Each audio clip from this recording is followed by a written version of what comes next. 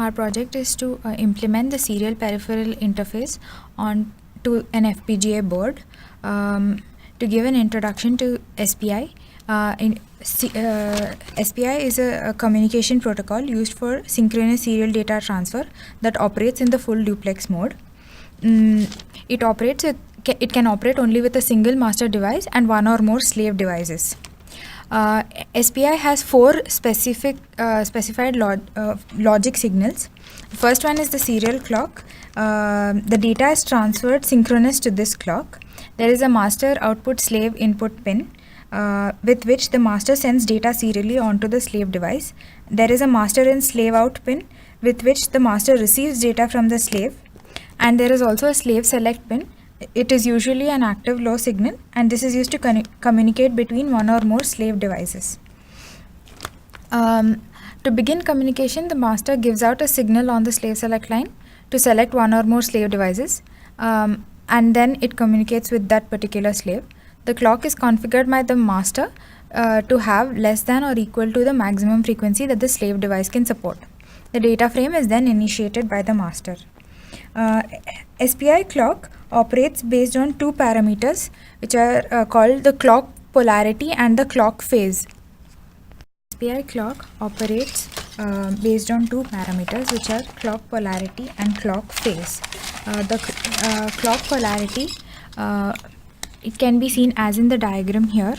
If clock polarity is 0, the SPI serial clock idles at 0, and when the communication has to start, then it starts to clock the pulses and the data is sent onto the MOSI line as shown here.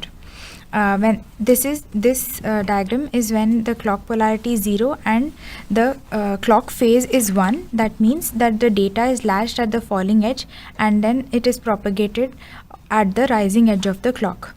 Another example is when clock polarity is set to 1, that is CPOL is set to 1, so the clock is idling at 1, and when the data has to be sent, then the clock is started, and in this case the clock phase is set to 1. That means the data is propagated on the falling edge and latched on the rising edge. The working of our code is as follows. The master input is 32 bits and it is given parallelly into this M_di_I port. From here it is taken into a transfer buffer, after which it is shifted parallelly onto a shift register. From the shift register, bit with MSB being transferred first, it is transferred to the slave onto the MOSI line when this particular slave has been selected by the slave select line, and after the 32 bits are completely transferred onto the shift register, it can be read on the S_DO_O port. Similarly, when the master wants to receive the data from the slave, the 32 bits is taken in from the SDI_I parallel port, shifted parallelly onto the shift register of the slave, and then received via the serially bit by bit via the master input slave output line by getting the MSB first. The functional simulation of this is shown as over here. This is the MDI master input port. Here we are passing a 32-bit data, namely 87654321, and after 33 cycles, this same data is seen on the final SDO_ port as shown here.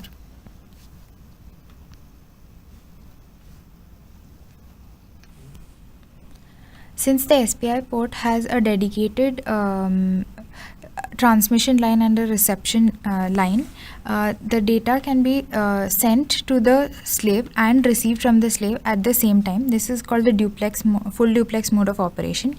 Here, the data given to the transfer register is this, which is transferred after 33 cycles onto the slave line, and at the same time, if this area of the data is seen, this data is transferred onto the slave line, and at the same time the data given on the slave pin is transferred in the same 32 cycles onto the receive buffer of the master output. To maintain continuous transmission of data, we use a data request line, which is a look-ahead data request line. We call it DI request O. It goes ahead 2 cycles before the last bit is transferred. In the one cycle first, the address is presented to the RAM, and in the second cycle, the RAM responds to the address, so that by the time the first data ends, the second data is already available for the transmission, and there is no gap between the transmission. We can see the same here. The data request signal goes high here at the 31st cycle only, and we get the data at 33rd cycle. Here, as you can see in the user constraints file, the master and slave pins are mapped to the general purpose input output pins. Here the slave select output is going from here to this pin. Similarly, it is the serial clock, MOSI and MISO pins, and these are the slave corresponding slave pins. Now, as on the FPGA, as you can see on the FPGA, the master and the slave programs are burnt onto this FPGA, and the pins are master out pins are from here, and the slave pins are given to another GPIO port. The different data that are given from the master are as follows. It is so the first data that we have are to transmit is 0, 1, 2, 3, 4, 5, 6, 7. So now here I will give the data this by using this pin. So this is the last 4 bits, and to get the first 4 bits, it is 0, 1, 2, 3. And to transfer the next data is 8, 9, A, B, C, D, F, E, F, and that is given by 8, 9, A, B and C, D, E, F. This is a 32-bit data. The next is data that is transferred is given out by the master pin and into the slave pin is 1083 3872. The last test is B2C9 and E018.